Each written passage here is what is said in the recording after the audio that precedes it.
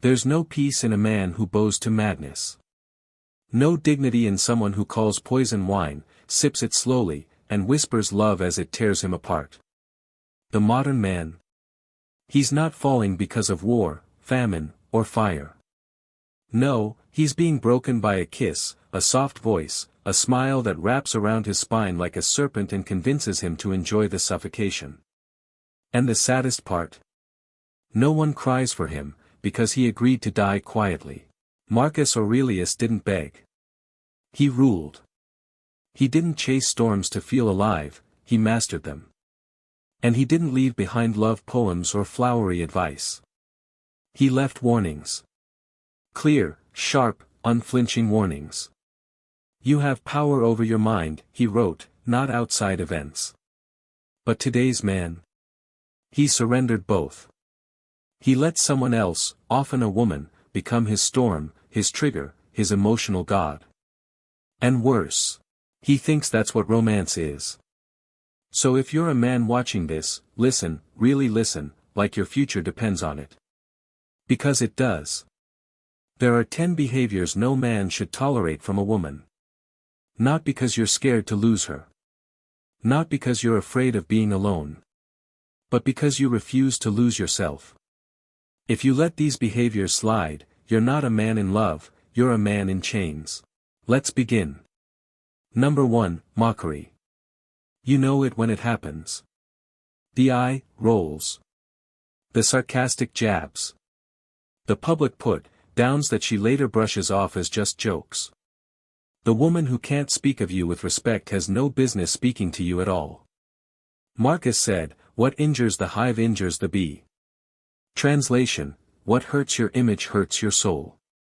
And if you're with someone who makes fun of you in front of others, even in small ways, you're not in a relationship, you're digging a grave for your confidence, one insult at a time. Number 2, chaos becomes the norm. She's never at peace. One day she's sweet, the next she's cold as ice. Her moods run the household. You're always on edge, always bleeding from her emotional swings, and somehow, you've convinced yourself that's passion. It's not. It's chaos. Marcus said, "Nowhere can man find a quieter retreat than in his own soul." But the man who sleeps next to a hurricane doesn't retreat, he runs. From her. From himself. From everything he once dreamed of. Number 3, addiction to attention. She can't function without validation. Every selfie is a billboard. Every outfit is designed for likes, not connection. She says it's empowerment, but if her worth comes from strangers online, she'll never value the man who sees her soul. Marcus warned us not to chase illusions. He wrote, "It is not death that a man should fear, but never beginning to live." And the man stuck with a woman who worships attention from others? He's not living. He's just a shadow standing beside her spotlight. Number 4, sexual manipulation. She uses intimacy as leverage. Gives it when she wants to reward, withholds it to punish. And you?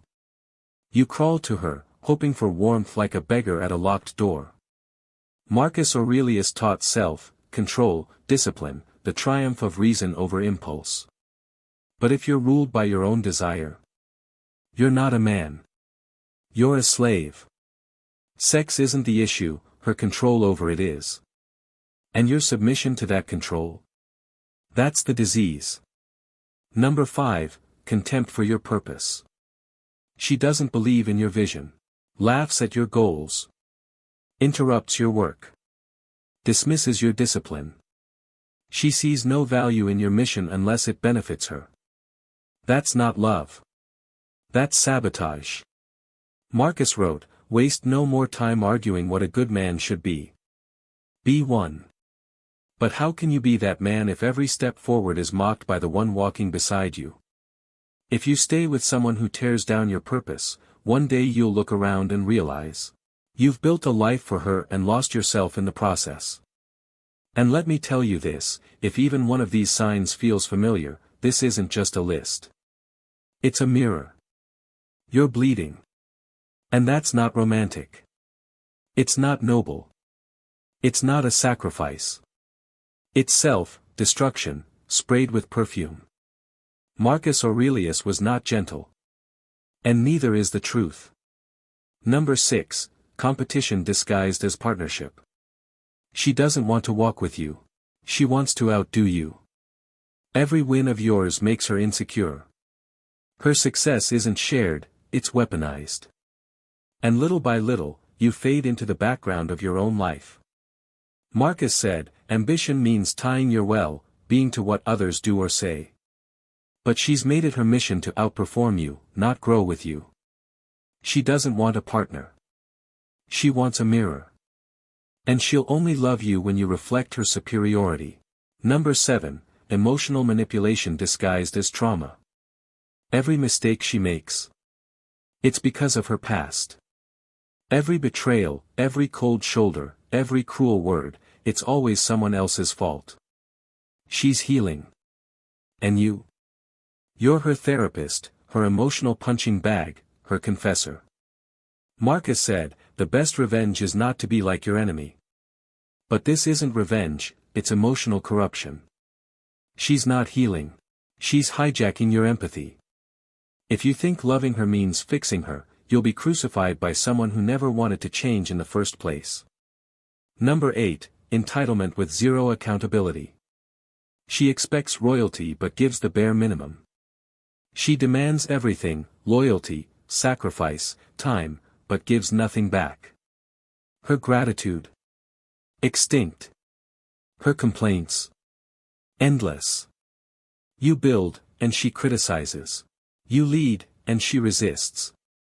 Marcus wrote, so other people hurt me. That's their problem. But if you let someone's lack of gratitude define your value, you're not living by Stoic wisdom. You're drowning in someone else's ego. Number 9, boundary testing. It's not the big betrayals, it's the constant little ones. The flirty messages. The late-night friend texts. The selfies she swore she wouldn't post. She knows your limits, and she tests them. Again. And again. And again. Marcus said, if it is not right, do not do it. If it is not true, do not say it. But if she crosses your boundaries and you stay, what does that say about you? Every time you let it slide, your standards become fiction. And your silence becomes permission. Number 10, the quiet erosion of respect. She doesn't shout. She doesn't fight.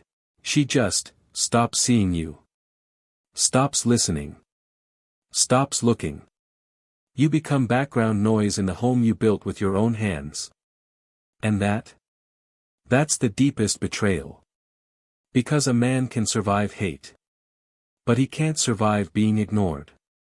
Marcus wrote, when you arise in the morning, think of what a privilege it is to be alive, to think, to enjoy, to love. But if you're waking up next to someone who sees no privilege in your presence, you'll stop rising. You'll start fading. So what happens when you see these signs, when you look in the mirror and realize this is your life? You might think. But I love her. I can't just leave. She's been through so much. She has a good heart. No. Stop. That's not love talking. That's trauma. That's guilt. That's the ghost of a man who's been conditioned to serve, to endure, to apologize for bleeding. Marcus Aurelius never wrote a single word about clinging to someone who poisons your peace. Not one. He wrote about duty. About integrity. About becoming unbreakable. And you cannot be unbreakable if the person next to you is constantly chiseling at your spine. You want love? Good. But you need respect first. Without it, love is just a leash. So what does real love look like? It's not perfect. It doesn't come without arguments or challenges. But it never mocks. It doesn't confuse. It doesn't dangle affection like a prize. It doesn't belittle your purpose. It doesn't compete, manipulate, or test.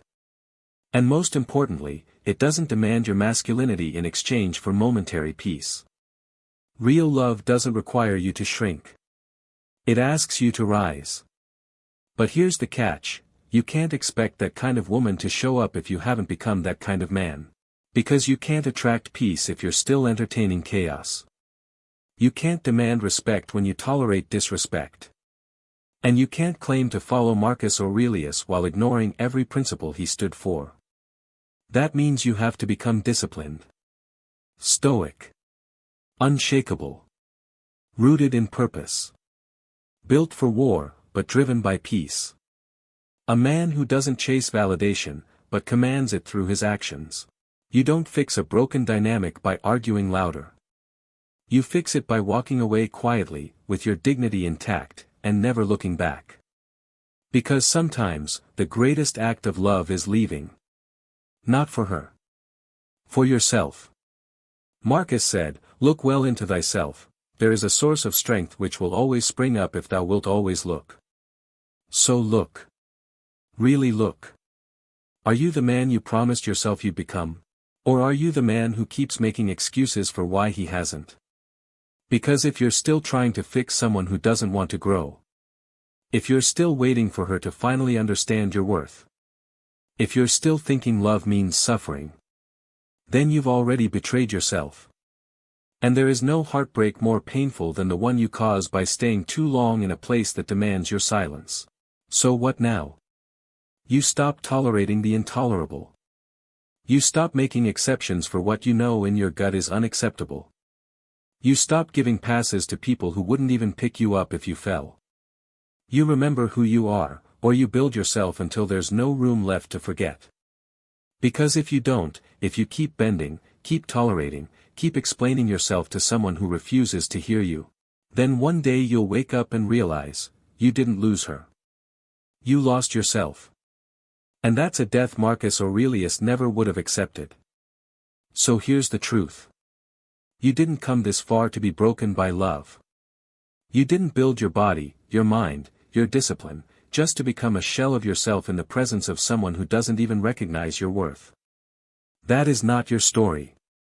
That is not your fate. And deep down, you know it. You weren't put on this earth to beg.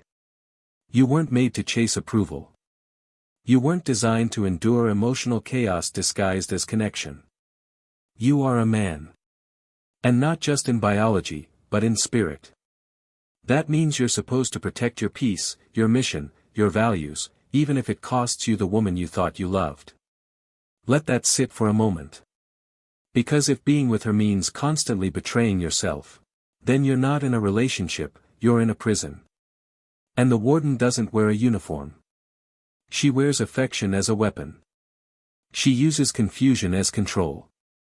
And you've allowed it. You've rationalized it. You've tried to make it work. But now you know better. And once you know, you can't unknow. This is the moment you either reclaim your identity, or you remain in the cycle. The one where you're constantly drained. Constantly questioning. Constantly sacrificing yourself, respect for a few crumbs of temporary peace. That's not stoic. That's not noble. That's weak. You want to live like Marcus Aurelius? Then act like it. Live with clarity. Speak with strength. Walk with conviction. And love with integrity, but never at the cost of your core.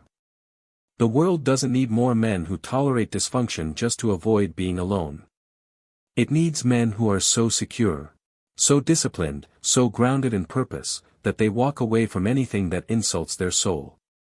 So if this is you, if this message feels like a mirror, then it's time to do something hard. Something permanent. Something worthy. Let go. Not with anger. Not with revenge. With clarity. With peace. With power. Let go of the woman who never respected you. Let go of the version of yourself that tolerated it. Let go of the pain, and use it. Turn it into fire.